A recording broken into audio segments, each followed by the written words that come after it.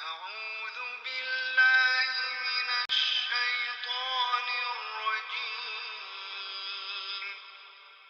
بسم الله الرحمن الرحيم.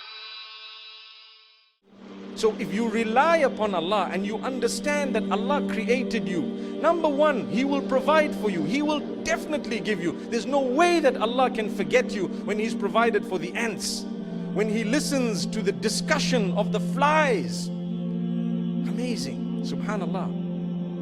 So look at what Allah says. If you are true believers, you rely on Allah correctly. Your reliance should be fully on Allah. You shouldn't be worried. Take cognizance of the fact that Allah is in charge. I always say, when things happen your way, say Alhamdulillah. When they don't happen your way, say Alhamdulillah twice, because they are happening according to your boss, who is Allah, your maker. Subhanallah. I was reading an article of a sister, 1979, having arrived, some of you might have seen this, having arrived from Syria into America, and she had a little delay because she refused to take off her scarf in order to take a photograph. And what happened, they missed the connecting flight. And as they missed the connecting flight, they later discovered that that flight was involved in a crash and everyone died.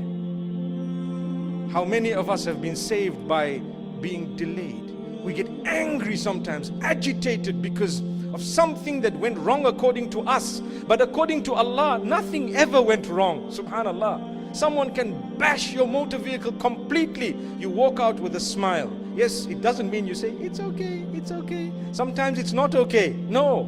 We can get out with a smile and still claim what we have to and still say, you were wrong. Yes, I know you were wrong, but it's called an accident. No one did it purposely. But we come out of the vehicle as though they did it intentionally. Come on, subhanallah. May Allah grant us ease and guide us. Don't be angry when things don't happen your way, because in that case, something is wrong with your belief in Allah. It's not strong enough. You need to believe that Allah was in charge. If you planned to do something, you desperately wanted to marry someone, you wanted a specific business, you wanted to buy a specific house, you wanted to do something, you needed a specific dress, you wanted to attend a specific function, and it did not happen your way, thank Allah double, because it happened His way and He took over. He saved you from something.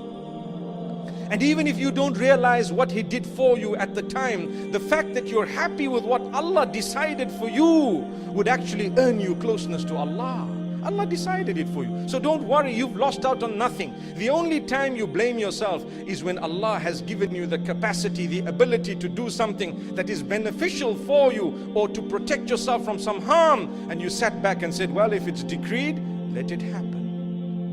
Like the lazy lot of today who sit at home and make dua. Oh Allah, I've been reading 5 salah a day. I'm getting up for tahajjud. Oh Allah, help me, help me. I need sustenance. Oh Allah, I need a minimum of £1,000 a week. That makes it £52,000 a year. Not a bad salary actually. So, oh Allah, give me £1,000 a week. And you're sitting and your hands are raised and your hands are raised and you're pious.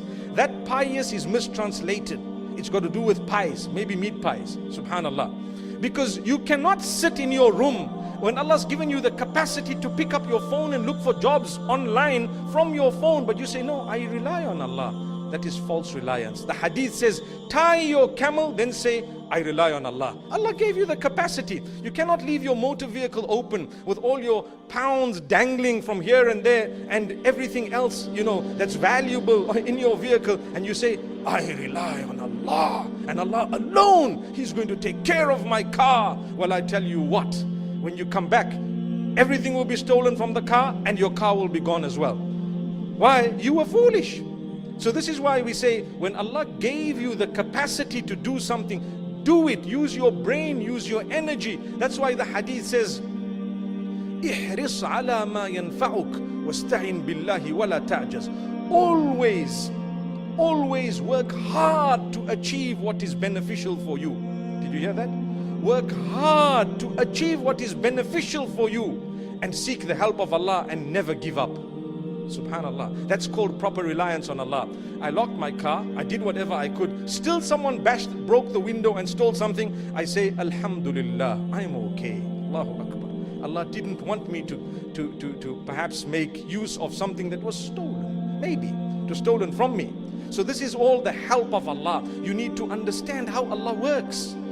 If you believe, you definitely will be a happy person always. You'll be content. Ajaban li amri al-mu'min. The affairs of a true believer are amazing. Why are they amazing? When good comes in his or her direction, he is happy, she is happy. And thanks Allah. I'm thankful to Allah.